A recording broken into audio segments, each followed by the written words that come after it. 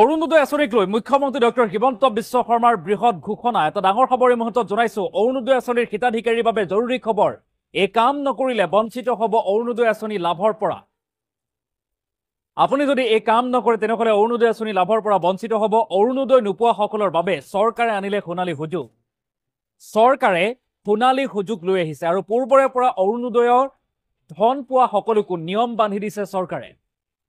এতিয়াৰে পৰা নতুন নিয়ম বান্ধি দিছে চৰকাৰে 15ৰ পৰা 28 ডিসেম্বৰলৈকে অনুষ্ঠিত হ'ব গাঁও সভা গাঁৱে গাঁৱে অৰুণোদয় আঁচনিক লৈ গাঁও সভা অনুষ্ঠিত হ'ব আৰু গাঁও সভাত নতুনকৈ নিৰ্বাচন কৰা হ'ব অৰুণোদয় আঁচনিৰ হিতাধিকাৰী নতুনকৈ আঁচনিৰ হিতাধিকাৰী নিৰ্বাচিত কৰা হ'ব গাঁও সভাত গৈ অৰুণোদয় লাভৰ বাবে দিব লাগিব নাম অৰুণোদয় আঁচনিৰ হিতাধিকাৰী সকলেও নতুনকৈ নাম দিব লাগিব আৰু নাম দিয়াৰ পিছতে হিতাধিকাৰী বাছনি কৰিব চৰকাৰে হিতাধিকাৰীসকলক এগৰাকীকৈ চৰকাৰে বাছনি কৰিব অৰুণোদয় পাই থকা মহিলায়ো পুনৰ অন্তৰ্ভুক্ত কৰিব লাগিব নিজৰ নাম আৰু গাঁও সভাত নাম অন্তৰ্ভুক্ত নকৰিলে বঞ্চিত হ'ব অৰুণোদয় আঁচনি লাভৰ পৰা যদিহে নাম অন্তৰ্ভুক্ত নকৰে তেনেহলে অৰুণোদয় আঁচনি লাভৰ পৰা বঞ্চিত হ'ব আৰু এনেদৰে অৰুণোদয় আঁচনিক লৈ আজিৰ দিনটোত মুখ্যমন্ত্ৰী ডক্টৰ হিমন্ত বিশ্ব শৰ্মাই বৃহৎ ঘোষণা কৰিছে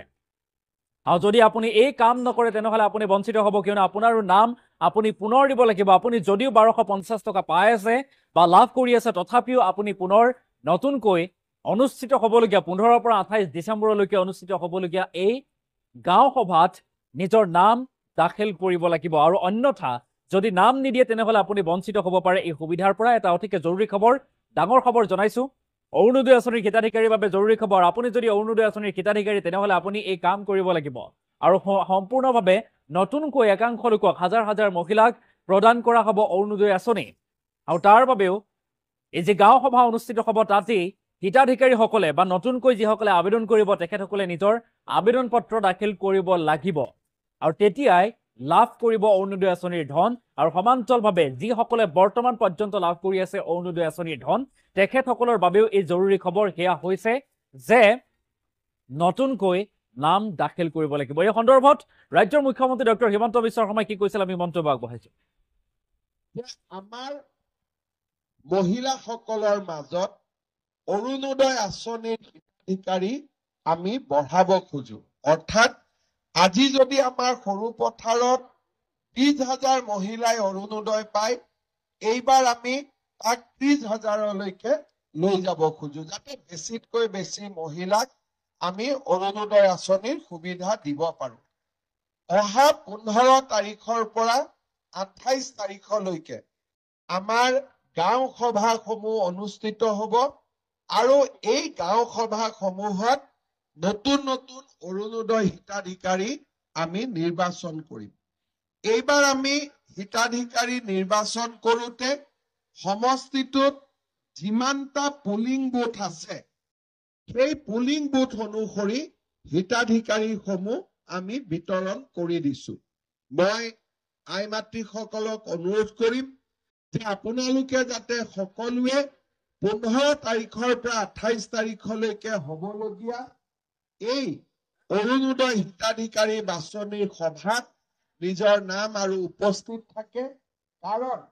এইবাৰ যদি নাম বাদ পৰি যায় বিধানসভা নিৰ্বাচনলৈকে দ্বিতীয়বাৰ নাম সোমাবৰ কাৰণে মোৰো দিগদাৰি হ'ব যিহেতু আজি মই সৰু পথাৰত আহিছো 15 তাৰিখটো নিচে ওচৰত সেই কাৰণে এই বিষয়টো মই উল্লেখ কৰিলো আৰু আগতে যিসকলে অৰুণোদয় পাই আছে তেওঁলোকেও নিজৰ নাম নতুনকৈ অন্তৰ্ভুক্ত কৰিব লাগিব আগত যিসকলে পাই আছে তেওঁলোকেও যদি গাঁও সভাত এইবাৰ নিজৰ নামটো লিখাই নলয় তেতিয়াহলে তেওঁলোকে অৰুণোদয় নাপাব নতুনকৈ নিৰ্বাচিত হোৱা সকলেহে অৰুণোদয় পাব সেইকাৰণে আগতে যিসকলে অৰুণোদয় পাই আছে তেওঁলোকেও যাতে অৰুণোদয় হিতাধিকাৰী সভাৰ বা হিতাধিকাৰী বাছনি সভাত উপস্থিত থাকে বাকি আন আজি মই সৰু পথাৰত দিনটো আছো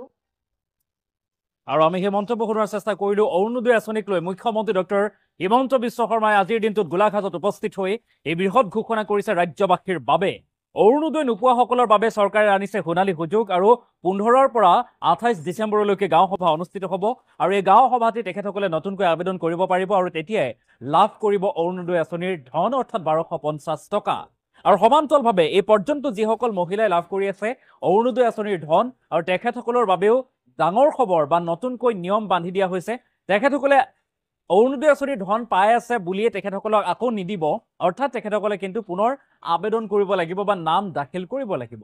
গাঁও সভা অনুষ্ঠিত হ'ব আৰু সেই গাঁও সভাতে গৈ নিজৰ নাম দাখিল কৰিব লাগিব বৰ্তমানে যিসকল মহিলাই লাভ কৰি আছে অৰুণোদয় আঁচনিৰ ধন তেখেতসকলে গতিকে এটা অতিকে জৰুৰী খবৰ ডাঙৰ খবৰ এই মুহূৰ্তত জনাইছো অৰুণোদয় পাই থকা মহিলাইও পুনৰ অন্তৰ্ভুক্ত কৰিব লাগিব নিজৰ নাম গাঁও সভাত নাম অন্তৰ্ভুক্ত নকৰিলে বঞ্চিত হ'ব অৰুণোদয় আঁচনি লাভৰ পৰা অৰ্থাৎ 1250 টকা লাভ কৰাৰ পৰা আৰু অৰুণোদয় আঁচনিক লৈ আজিৰ দিনটোত মুখ্যমন্ত্ৰী ডক্টৰ হিমন্ত বিশ্ব শৰ্মাই বৃহৎ ঘোষণা কৰিছে অৰুণোদয় আঁচনিলৈ কি নতুন নিয়ম আনিছে আমি জনাইছো ইতিমধ্যে মন্তব্য শুনাইছো পুনৰবাৰ মুখ্যমন্ত্ৰীগৰাকীৰ সেই বিশেষ মন্তব্যটো আগবঢ়াইছো যে আমাৰ মহিলাসকলৰ মাজত অৰুণোদয় আঁচনিৰ হিতাধিকাৰী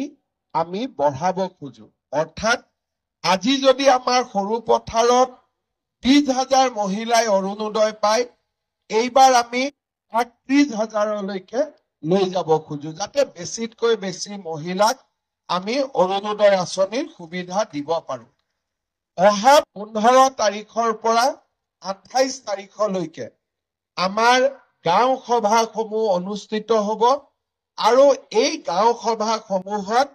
নতুন নতুন অৰুণোদয় হিতাধিকাৰী আমি নিৰ্বাচন কৰিম এইবাৰ আমি হিতাধিকাৰী নিৰ্বাচন কৰোঁতে সমষ্টিটোত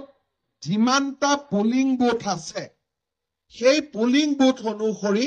হিতাধিকাৰীসমূহ আমি বিতৰণ কৰি দিছো মই আই মাতৃসকলক অনুৰোধ কৰিম যে আপোনালোকে যাতে সকলোৱে 15 তাৰিখৰ পৰা 28 তাৰিখলৈকে হ'বলগীয়া এই অৰুণোদয় হিতাধিকাৰী বাছনিৰ সভাত নিজৰ নাম আৰু উপস্থিত থাকে কাৰণ এইবাৰ যদি নাম বাদ পৰি যায় বিধানসভা নিৰ্বাচনলৈকে দ্বিতীয়বাৰ নাম সোমাবৰ কাৰণে মোৰো দিগদাৰি হ'ব যিহেতু আজি মই সৰু পথাৰত আহিছো